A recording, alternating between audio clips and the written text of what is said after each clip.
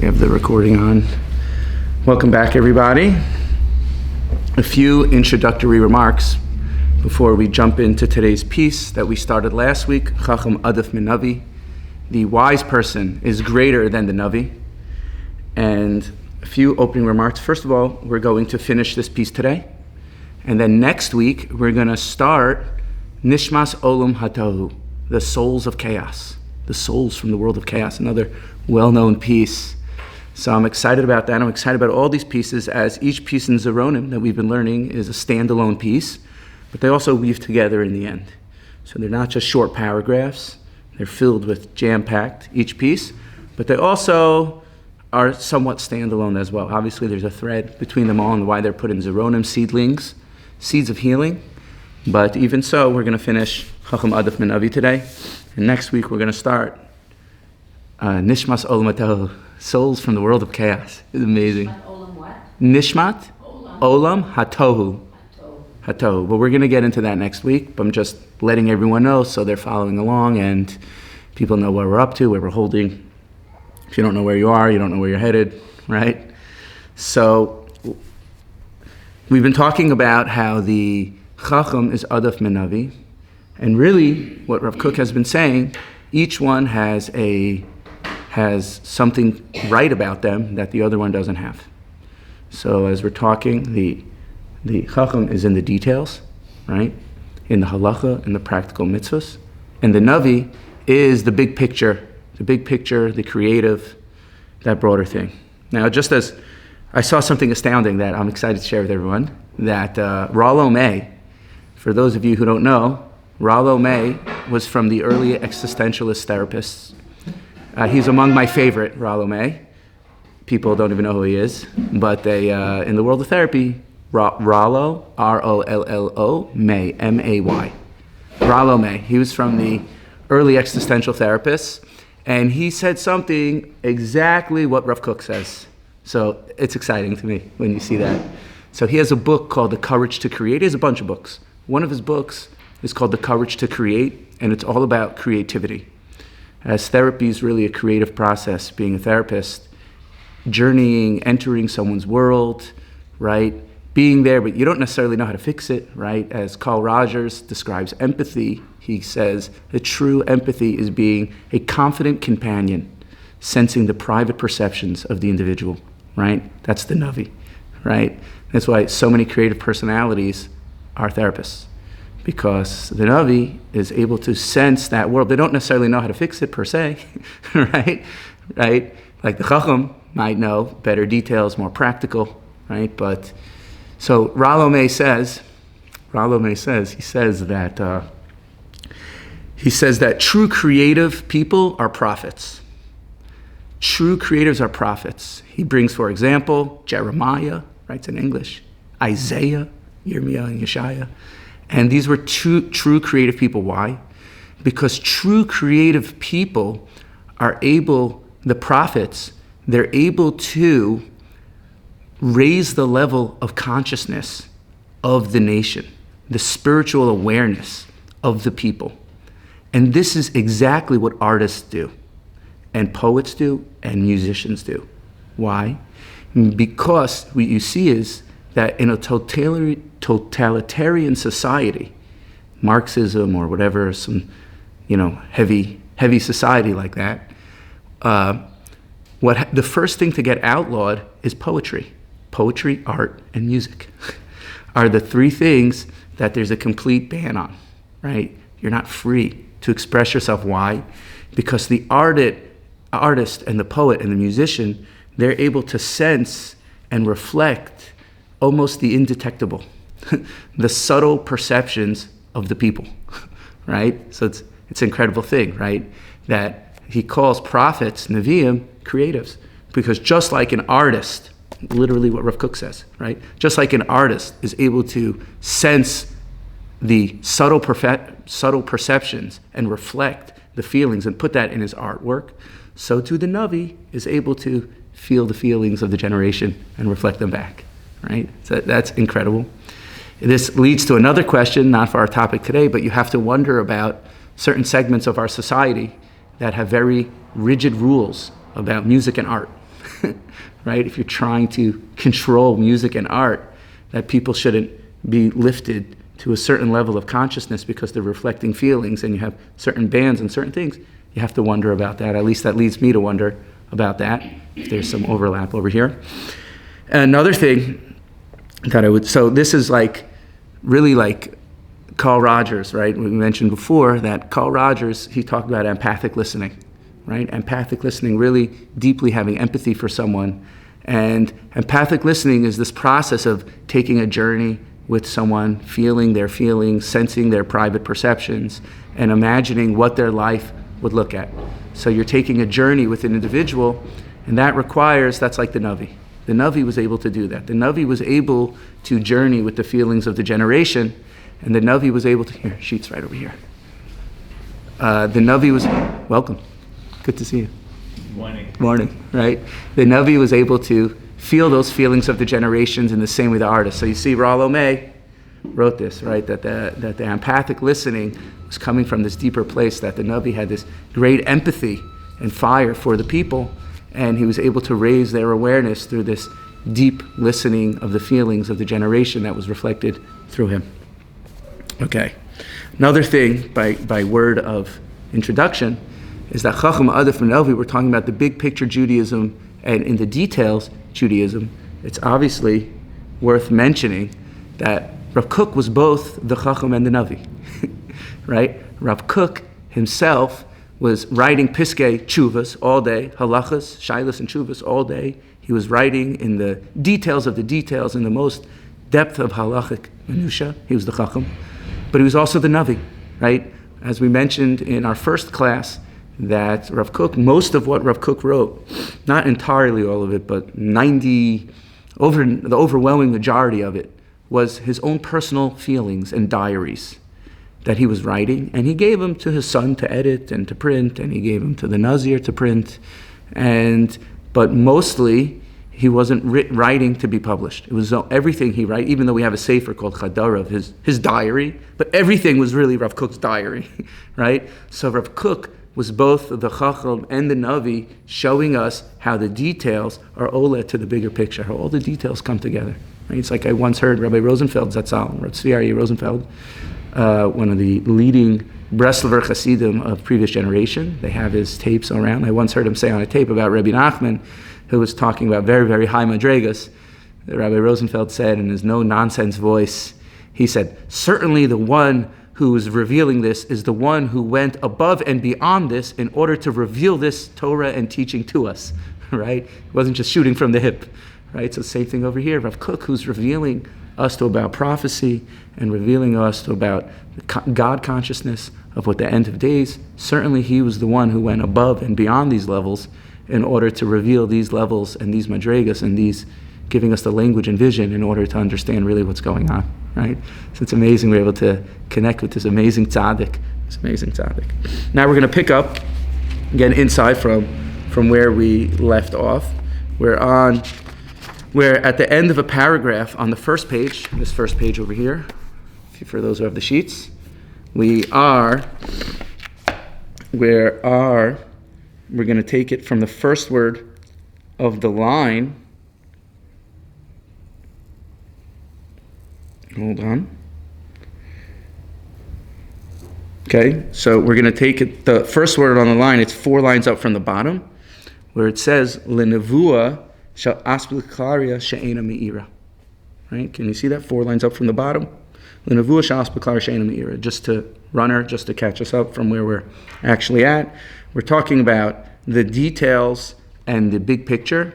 And Moshe Rabbeinu was the one who understood the big picture, and Moshe Rabbeinu understand the details together. Oh, welcome. We have sheets over here, right in the front. Right? So he says, Amnam, that Moshe Rabbeinu normally have the split again between the Chacham and the Navi, but Moshe Rabbeinu was the one who understood both the Chacham aspects, how to build a person's life, how to make practical plans, and the Navi aspects, the Nevuah aspects of big picture. So Amnam, Nitein leNevuaso shel Moshe. However, it was given to the prophecy of Moshe. Welcome, Moshe, just came in. Osa haNevuah shel peh al peh. This Nevuah of speaking to Hashem face to face. Again, we read this line last week, but we're just continuing. Shas baklaria ha'me'ira, through the clear looking glass, right? We look around at the world and we see life through our own distortions, through our own lenses, through our own dissonance. We have a aspaklaria she'ena me'ira, one that's not fully clear looking glass, right? Our paradigms and perceptions are all flawed. Moshe Rabbeinu, he was aspaklaria me'ira, he had a perfect looking glass, right? No ego, humblest person on earth. Rak hi yichola lirotz uzam shel haklalim. Only Moshe was able to see the strength of the big picture, of the generalities, v'diaknusam, and its specific shel hapratim ke'echad. Aval lo kam kemohu, but you should know, no one ever will be like Moshe. V'lo kam navi od b'Yisrael kemoshe asher yadu Hashem panim opan. And like the pasuk says, there will never be a prophet like Moshe who knew Hashem face to face. Right? We all know that pasuk over there.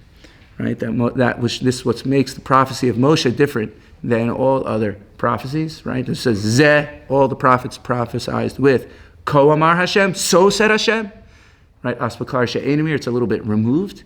Moshe Rabbeinu said Zeh hadavar. This is the word. Extra level of clarity there for Moshe Rabbeinu.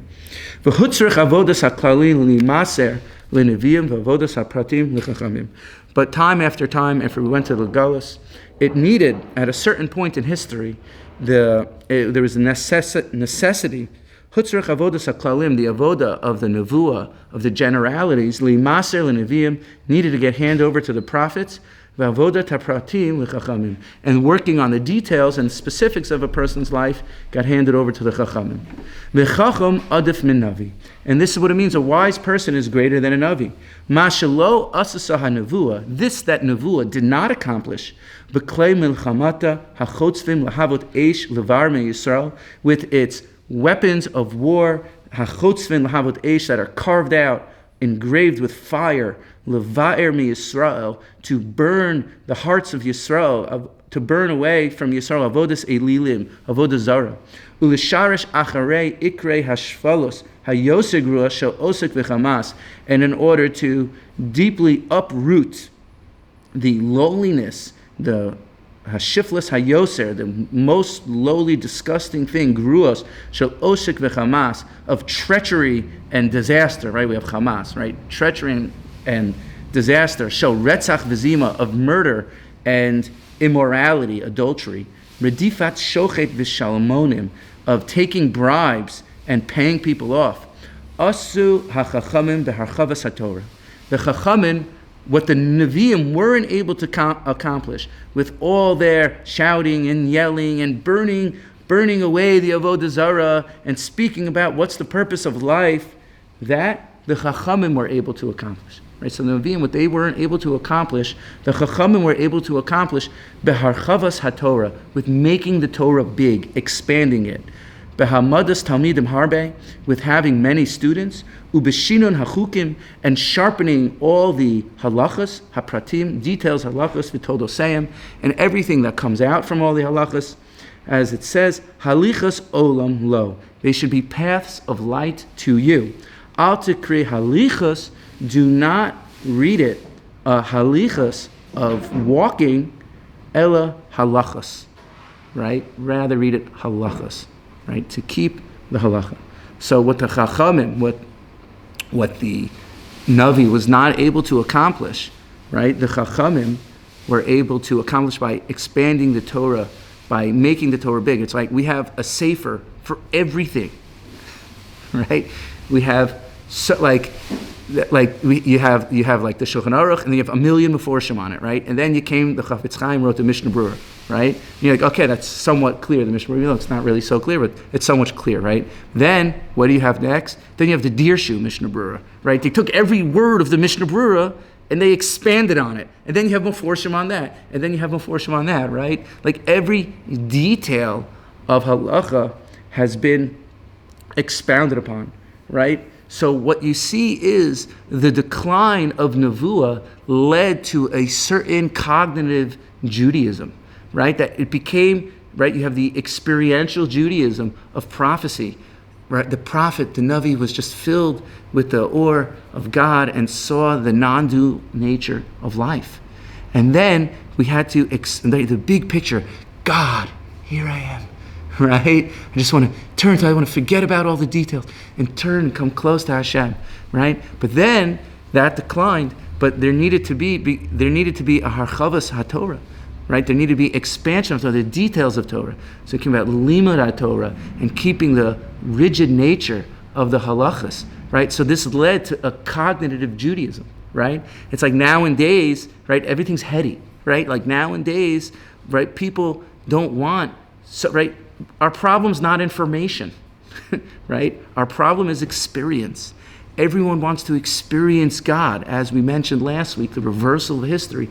As we get closer to coming back to Nevuah, we're moving away from cognitive, heady Judaism of it. So much intellect, right? But not enough experience, right? I met with someone this past week who started listening to the first year, he told me, but he didn't get halfway the first year. So, right, and he's designing this program and encouraging teachers to do mindfulness practices after their lesson. So you take what we learn over here, and you take a few minutes to say, imagine what it would be like to be a Navi. Take a few breaths, relax, having more expansive. Imagine what the details of your life would look like if they were compounded with the prophetic Judaism, right? To integrate the cognition of what we're learning and really make it real, really make it tangible, really make it to the next level, right? So the Chachamim took the Torah and they expanded upon it all details. Now you're going to see something amazing, what Rav Kook says. B'meshech hazman rav, right? That's we're on the second page over here. The next page, everyone sees, okay? B'meshech, in the last paragraph. B'meshech hazman rav. But what happened over time? Nizgaber esek hachachamim al esek haneviyim, right? The teachings of the chachamim became stronger than the work of the neviim. Nevuah nistalka, and Nevuah, prophecy, disappeared. Archu hayamim ve'aklalim heichelu lihitrofeif, right? The days became long. Ve'haklalim heichelu lihitrofeif, and the generalities, the bigger picture, the creativeness, the experience began to weaken. Nivalu hapratim, the pratim, v'lo yereu hachutza. We got completely swallowed up in all the details of Judaism, of all the details of mitzvahs, of everything, and we were not able to see outside the details, right? Up until Chazal say, Ein HaKadosh Baruch Hu ba ele daled amos shel halachas. Hashem is only found in the 4 amos of halachas. And who was the man who wrote this statement? When was this statement written? And I believe it's in Pirkei Avos. At the decline of Gullus, when we were going out by Anshe Knesset HaGadol and the men of grain assembly, right? They put that in because Nevuah was the Beis HaMikdash was destroyed. We lost prophecy. The Chachamim saw in their infinite wisdom that they needed to expand the gvulim, the mitzvahs, the details of Torah, because now that we're going out into Gullus, we're losing Nevuah. We need something to keep us alive. So they gave us every opportunity. Ratzah Kadosh Baruch Hu l'zakech Yisrael, right? Therefore, Hashem gave us so many mitzvahs, right? Because every mitzvah is an opportunity to draw Hashem's light down into the world, right? But we got so absorbed, right? So this thing of Hashem's only in the Dalas Amos, that was literally written at the time when we were losing Nevuah, right? So historically, it exactly links up with what was going on, exactly what Rav Kook was saying. So we got so absorbed in the Dekduke halacha that we were unable to see outside ourselves. Now he says something so remarkable, right? Al kain ba'achris hayamim. Therefore, at the end of days, which is the time we are living in, make no mistake, everyone. Shetzmichas mahalach shivas or hanevuah tatchil. When the blossoming, when the sprouting of the process of returning the light of Nevuah begins lehofia, to appear. Eshpoch es ruchi al kol basar. And that's a pasuk I believe from Yecheskel. I will pour upon my spirit, upon all flesh. As tisnat, as sinat hapratim tisgaber. Then the hating of details became strong. The hating, as we return to Nevuah, sinas hapratim tiskaber, hating the details, hating the mitzvahs. People, Rav Kook write this in these days, how many people hate the mitzvahs? I want to connect with God, and you're telling me now to put tefillin on? What in the world are you telling me? How many people hate mitzvahs? What's the point? I make a bracha, I put tefillin on, I do a little bit of this, I daven 3 times a day. What in the world am I doing? What in the world? What I'm taking meiser, I'm doing a frashel challah, right? Okay, lighting Shabbos candles is nice. Everyone could appreciate the symbolic nature of lighting Shabbos licht, right? But how many people feel this way? They hate halacha. Frum people, not even talking about secular people. How many frum people struggle with this? What am I doing? Where is all this going, right? What in the world does one thing have anything to do with the other? It just seems like isolated halacha, nothing to do with God. So Judaism became, at the end of days, a soulless Judaism, a godless religion, just practicing ritualistic laws not connected to the bigger klalim. And Rav Kook says, all this is happening at the end of the days in the time we're living in, right? Not even talking about, he's going to say an amazing thing right now. He's going to say like, this is good science. This is an amazing thing he's going to say, right? But this has to happen. This is a necessary stage in the process of redemption, as Rav Kook is going to explain, right? As we all know, the famous Mishnah that says at the end of Sota, what are some of the signs of things that are going to happen at the end of days when it comes to the coming of Mashiach, right? We have this roadmap. What are the red flags of Mashiach? What are the signs of the Geula? Mishnah says, right? It says, they're chutzpah yazgi. You're going to have a lot of chutzpah. It's going to happen, right? And in that Mishnah it says, chachmas sofrim tisrach. The wisdom of the chachamim are going to rot.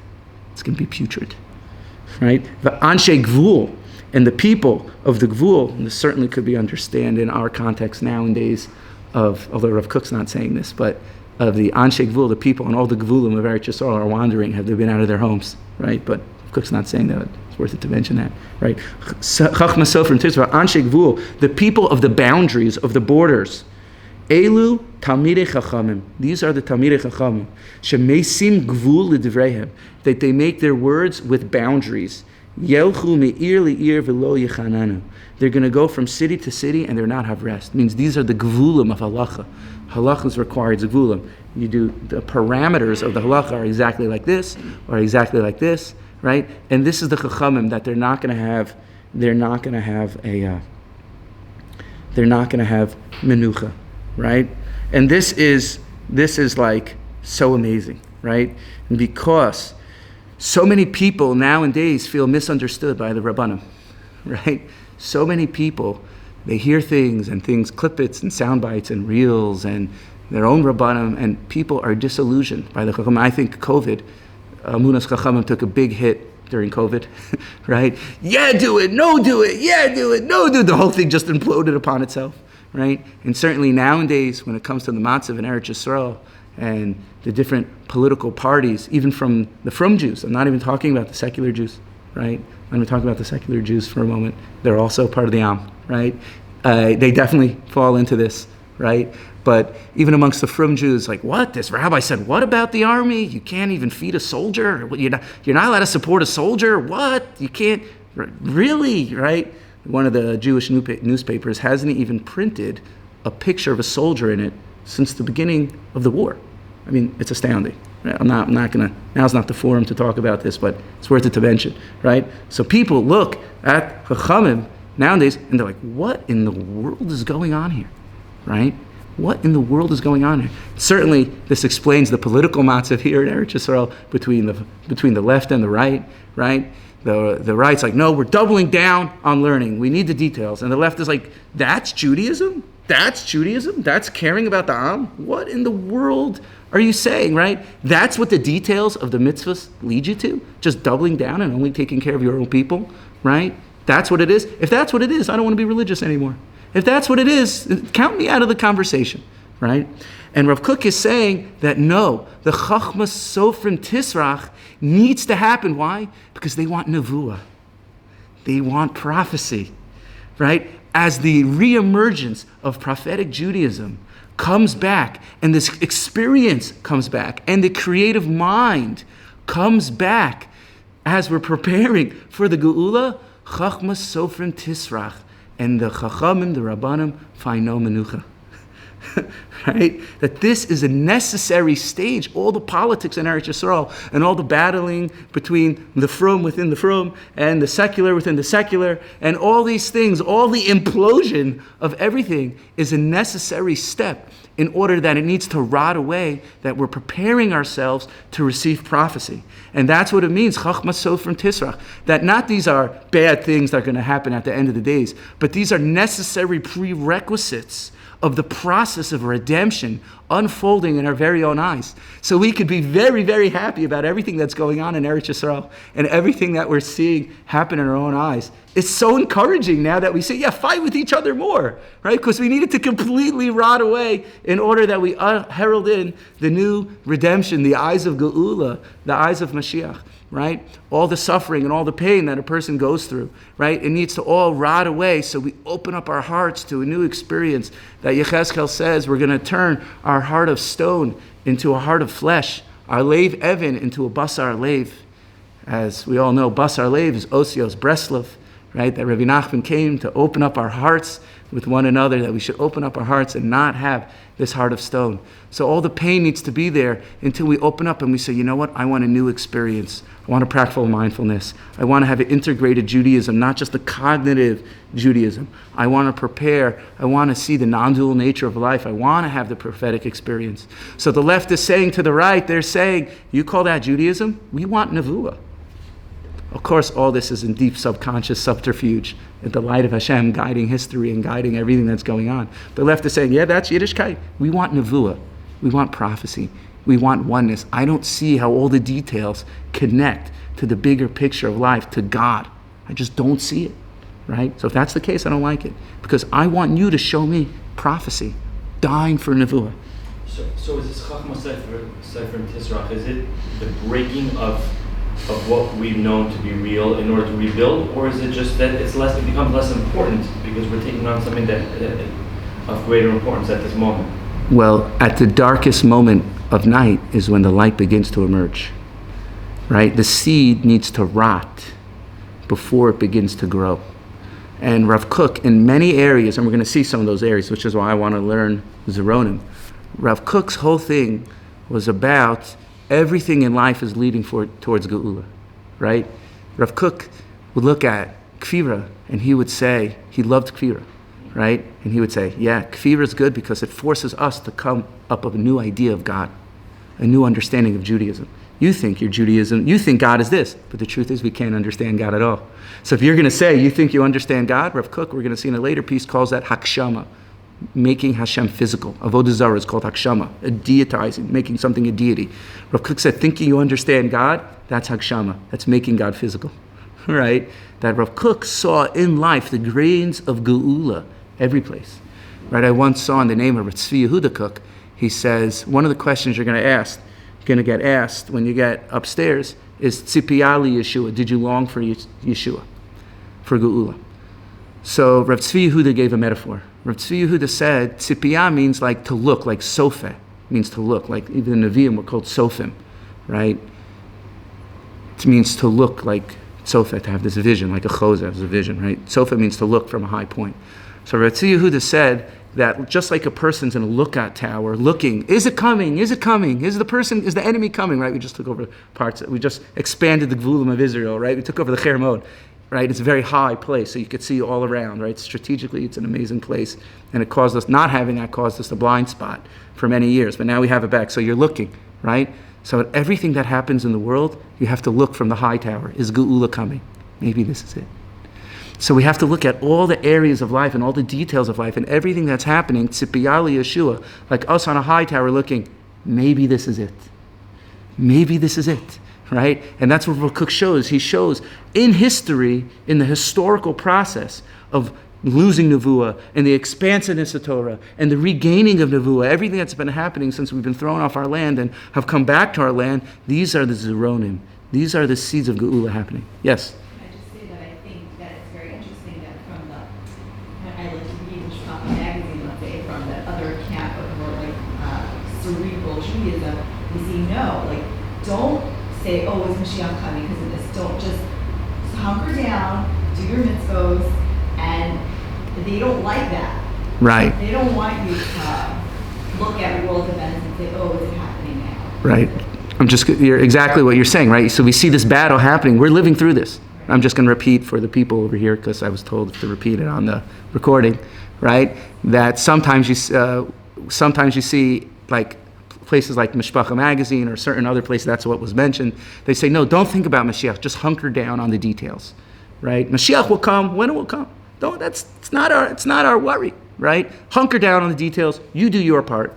I would say it's true. Like we do need to do our part, right? None of this is to abdicate our personal responsibility of doing mitzvahs and things like that.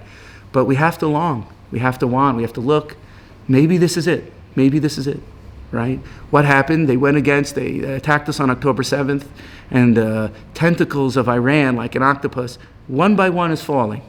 One by one, right? It's like Purim, right? Not only was the Gzeira removed, v'nahapachu, right? You tried killing us. It's not just now we're free, we're able to celebrate. We went and killed you, right? That you tried to attack Kedusha, right? So now, what? The Amma Nivchar, the Amla Netzach, our eternal nation. So what now happens now? V'nahapachu, right? Where one by one the octopus's tentacles are getting cut off of Iran. Each axis is being cut off, right? So maybe, is this it for sure? I don't know. But it could be. And if it is, it makes me happy, right? Gives us something to look forward to. So, Ad Asher, I'm just continuing. Let's see the time over here. Okay. 51. Ad asher lo kipri boser ki'im b'kipikur meleim. So what's going to happen? The Chachamim are going to go from place to place, right? Ad asher lo kipri boser. It's not going to be the basiras, like the harvesting. It's not going to be just harvest fruits. Ki'im kipikur meleim. It's not just going to be little blossomed fruits of the light of Hashem. Ki'im kipikur meleim. They're going to be full baskets of bikurim, full ripened fruits. Tal v'chayim yetzu hanitzotzos hadchalat or hanevuah minarkiyim. And the dew and life is going to come out with sparks of the beginning of fluctuation, of light, of the beginning of prophecy will be released from its nartik, from its sheath. V'zu takir b'leklala as goldo pu'ulas hachachama ba'anavas tzedek tikra. And with this, we're going to see the greatness of wisdom and the humbleness of tzedek tikra. And this is what it says, Chacham adif min navi, right? That the wise person is greater than the navi. Ches, right? That we're going to see both. We're going to have the unification of the details of the pratim and the big picture of God. Chesed ve'emes nifgishu, tzedek v'shalom nishaku. Compassion and truth will meet. They'll be pogish. They'll encounter, right? That's Chacham and Nevuah. Details, creativity, and the details will encounter. Tzedek v'shalom nishaku, and righteousness and peace they will kiss. Emes me'eretz titzmach, right? Truth will grow from the ground. There'll be organic truth from the ground.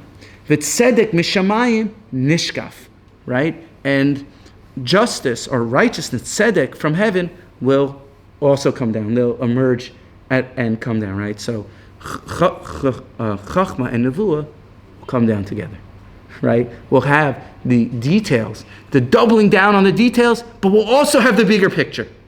And the people who want the bigger picture are saying, what's with the details? What are you doing? They're going to find the beauty in Judaism, the beauty in classical Torah, mitzvahs, tefillin, shachris. Gam Hashem yitein hatov ve'artzenu titein Nevuah. That also Hashem will give good, the artzenu, and our land, our beautiful land, Eretz Yisrael, titein Nevuah, will give forth its blessing, its sproutlings. V'nishmaso, that's the end of the pasuk. V'nishmaso shel Moshe tashuv l'hofia ba'olam. And the soul of Moshe Mashiach will once again return and appear in the world. Moshe Rabbeinu, the one who saw through an aspeclaria me'ira, the one who saw both together the details and the prophecy. He gave over the Torah. He showed the importance of every detail of Torah, but he was also the greatest prophet of all time. The sinas chachamim, the sinna of halacha, will find something beautiful in it. And the people that double down on halacha, they'll connect to God, right? And we'll have the unification and the emergence of both the prophetic experience. We'll have the healing that will take place in the world, is the healing of seeing the oneness behind the pulos mishtanos, the non-dual nature of how all the halachas, all the details of our lives, all the minutia, all the headaches and all the trauma and all the negative experiences that we went through, they were all part of a greater Eloi. They were all part of a greater picture. They all had to do with God, right? That every experience we went through, we'll see how both good experiences and bad experiences were only tools used by Hashem in order to bring out the yichud ha'olam, to see that there's one God. We'll see both the details of our life, all the pain, all the suffering, every last thought that we had, right? The average person has 60 to 100,000 different thoughts a day, right? And some people have 200,000 thoughts a day, right? We'll see every last thought, every detailed thought was really, every kvechs, every pain, every suffering that we had in our lives was ola to our bigger cause. It was all from Hashem. We're going to see the prophetic experience within the details and the details within the prophetic experience. And we wait for that day. Let us see it with our own eyes. Amen.